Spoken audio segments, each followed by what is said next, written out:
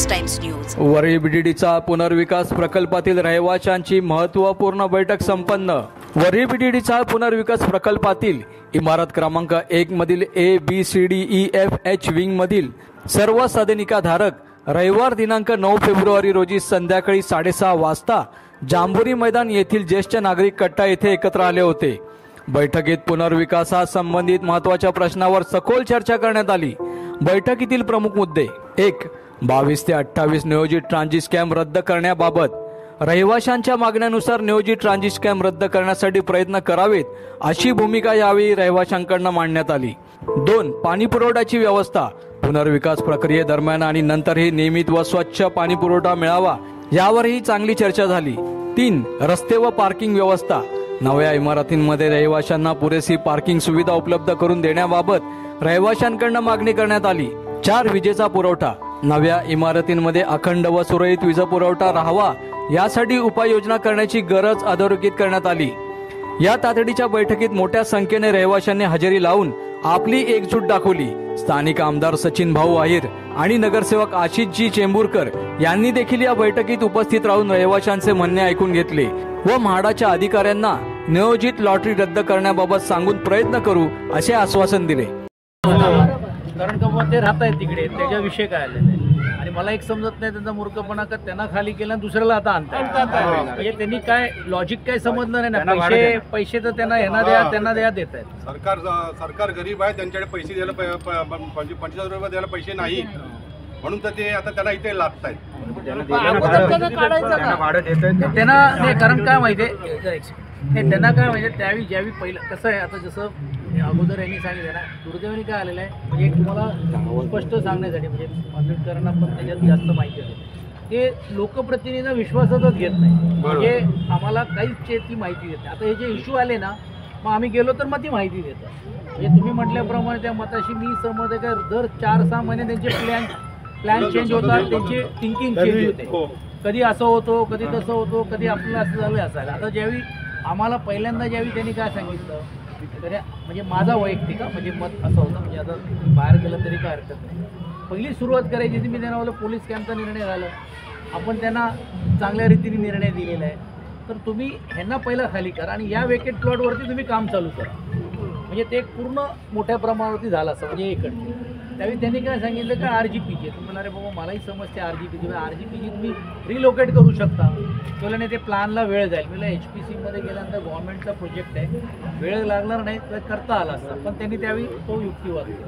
म्हणजे त्या प्लॉटवरती RGPG, आता RGPG म्हणून आपली समज अशी होती की हे इकडेच राहणार आहे। आता हे यांना लगेच भाड्याचा निर्णय त्यांनी परस्पर घेतला, ड्रॉचा पण निर्णय, म्हणजे त्यांच्याबद्दल काय आपल्याला आकच नाही, त्यांना जरा मिळालीच पाहिजे, पण आपण त्यांना विश्वासात घेऊन पण करता आला। ते ऐनवेळी त्यांना घेतले आणि त्याच्यामुळे इकडे बाकीच्यांच्या विरोध आपल्याला किती झालं बघितलं आणि म्हणजे निवडणुकीवरती बहिष्कार घातलं।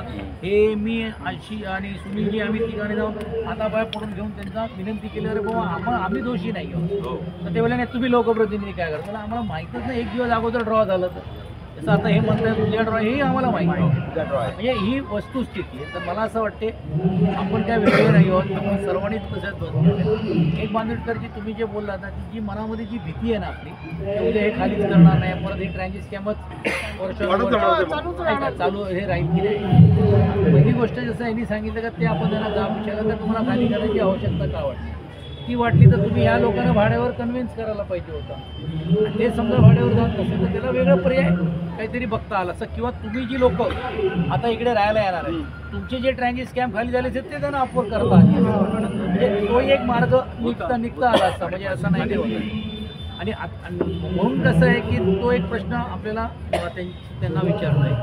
दुसरा एक आहे की जी तुमची मनातली भीती आहे ना, यांच्याकडं तोंडी काहीच बोलायचं नाही, यांच्याकडनं लेखी लिहून घ्या। तुम्ही नाही आम्हाला तर त्याला द्यावं लागेल, म्हणजे तुम्ही दिल्यानंतर मी असेल, सुनीलजी असतील किंवा आदित्यजी असतील, तिघांच्या लेटरवर ते लोकप्रतिनिधी म्हणून दिल्यानंतर ती कॉपी तुम्हाला मार्क करून म्हणजे ऑथेंटिक प्रूफ राहिलं पाहिजे, जेणेकरून आज उद्या समजा त्यांनी चेंज केलं तर त्याच्या आधारावर जाऊन कोणीतरी जाब तर विचारू शकतो किंवा काहीतरी विचारू शकतो। आता प्रॉब्लेम काय झालेलं आहे की हे कॉन्ट्रॅक्टर्स आणि भाडा ते आपल्याला रोज जसं सोयानुसार त्याला कसं चेंज करता येईल ती त्यांची भूमिका आहे घेतात. जसं आदित्यजींकडे गेला त्यावेळी तो ट्रान्झिट स्कॅमचा त्यांनी विषयच मांडला नाही, म्हणजे सांगितलंच नाही की बाबा असं नाही आम्ही असं करणार आहोत, त्याला ट्रान्झिट स्कॅम म्हणून ठेवणार आहोत. असताना मग त्यावेळी तुम्हालाही कन्व्हिन्स करता आला असतं. म्हणजे जसं मी उदाहरण म्हटल्याप्रमाणे समजा आता ते राहिले असते तर तुमचा बोलण्याचा अधिकारच राहिला नसता, की बैठक घ्यायची पण विषय आला नसता. तर तिकडे राहतात त्याला तुम्ही बोलू शकता नाही आम्ही टॉवरमध्ये आलो यांना खाली करा, तसं तो होणार नाही BDCI मध्ये. आता हा प्रसंग हा त्यांनीच निर्माण केला, हेतूवर शंका येते आता. आणि दुसरा तुम्ही जे म्हटलात ना की आता एम्युनिटीजचे जे तुम्हाला जे वाटतं त्याच्या काय वाटतं तुम्ही सर्व आम्हाला लेटरवरती द्या, सेम टू सेम आम्ही तिघं लोकप्रतिनिधी म्हणून घेऊन त्याच्यावरती लिहून लगेच त्याला पत्र पाठवतो आणि त्याचं जे उत्तर असेल ते तुम्हाला कम्युनिकेट करतो, म्हणजे ते रेकॉर्डवर राहायला पाहिजे. कारण ऑफिशियल ऑथेंटिक राहायला पाहिजे. उद्या ते पण चेंज जर झालं तर मग तुम्ही नंतर एकदा गेल्यानंतर कोणी तुम्हाला येणार नाही. आणि एकदा कॉन्ट्रॅक्टर इकडनं गेले तर कोणी कोणी करू शकणार. तुम्हालाही अनुभव आहे, आपल्यालाही अनुभव आहे. तर ते जे एम्युनिटीज तुम्ही जे रोडचे म्हणतात ते आपण करून घ्यायला पाहिजे. आणि जसं तुम्ही आता भूषण बोलला ना यांचा सपोर्ट नसतं तर हे झालंच नसतं. मग ते आपल्याला पण काय सांगत नाही. बरोबर. आता पहिली जी उद्याची जी लॉटरी काढणार आहे, कसली लॉटरी काढणार ही जी ट्रान्झिट कॅम्प जो त्यांनी डिक्लेअर केलेला आहे 22 ते 28 नोव्हेंबरपर्यंत, आणि ज्या इतर 78 पासून ज्या रहिवासी आहेत त्यांना इथे ट्रान्झिट कॅम्पवर राहायला देणार आहे ह्या BDCI मध्ये. मग ते लोक पण यायला तयार 57 लोकांनी अर्ज केलेले आहेत. फक्त 57 लोकांनी तयार नाही. डेव्हलपमेंट आपण कशासाठी त्याच BDCI मध्ये तुम्ही ट्रान्झिट म्हणून लोकांना जीव धोक्यात नाही होणार का त्यांचा? नाही त्यांनी सुरुवातीला काय केलं, मी तुम्हाला सांगतो. एक आम्ही त्यांना एक त्याच्यावेळी इकडे नाही एका BDCIच्या इकडे ज्या जे तेलगू समाजाच्या बाजूला 103 नंबर ठीक आहे नक्की झाली, तर 92 नंबरची पण लोक तयार होते. कारण बिहार तोडायला देत नाही. मी मध्यस्थी करून ते सुषमा अंधारे ताई होते त्यांच्या ओळखीचे करून तोडायला देत. मग अर्ध्याने घेतलं अर्ध्याने खाली केलं. 4 लोकांनी खाली केलं नाही आणि पूर्ण बाकी बिल्डिंग. आम्ही त्यावेळी त्यांना काय सांगितलं हे जे बाजूची जी बिल्डिंग आहे ना 103 मध्ये ते लोक खाली केले आहेत ना, तर पहिला मळा खाली आहे. तुम्ही यांना नाही करता ह्यांना तिकडे डायरेक्ट ट्रान्झिट स्कॅम होऊन द्या, चौघांना द्या, म्हणजे तो विषय तरी सॉर्ट आउट होईल. की इकडे तुम्हाला असंही राहायचं आहे, तुम्हाला सपोर्ट करायचं नाही तर BDCI जावा तिकडे घेऊन. म्हणजे हे कोणाला जे नॉन कॉपरेट करतायत जे उद्या समजा 95 जी आता देवाची कृपेने आपल्याकडे लावली गेली नाही, पण 95 ची पण गव्हर्नमेंटने तरतूद करून घेतली. कारण काय होतो 80 रूममध्ये 70 लोकांनी खाल्लं आणि 10 लोक खाली करत नाही, तर त्याला काय करायचं त्याला 95चा आपण नियम ते नोटीस लावतो. तर त्यांना देऊन 95 सेक्शन काय सांगतो एक तर भाडा नाही तर त्यांना अकोमोडेशन द्या. अकोमोडेशन नाही किंवा अकोमोडेशनसाठी असे रूम्स तुम्हाला ठेवता आले, पण हा विषय कधी आलाच नाही. हा भाऊ आत्ता विषय आला जेव्हा आम्हाला कळलं त्यावेळेला आम्ही ह्या माडामध्ये आम्ही यांना दात्रा साहेबांना भेटलो. ही चर्चा ती विजयने सर्व सविस्तर तुम्हाला सांगितलं आहे. आता उद्याची जी लॉटरी आहे ही फक्त 57 लोकांची लॉटरी करणार आहेत. 7 बिल्डिंग्स आहेत. विशेष म्हणजे या बैठकीत पहिल्या टप्प्यातील सर्व 4 प्रतिनिधी एकत्र आले होते, त्यामुळे पुनर्विकासाशी संबंधित विविध प्रश्नांवर सविस्तर चर्चा करण्याची संधी मिळाली. रहिवाशांनी घेतलेली ही एकत्रित भूमिका पुढील निर्णय प्रक्रियेसाठी महत्त्वाची ठरणार आहे.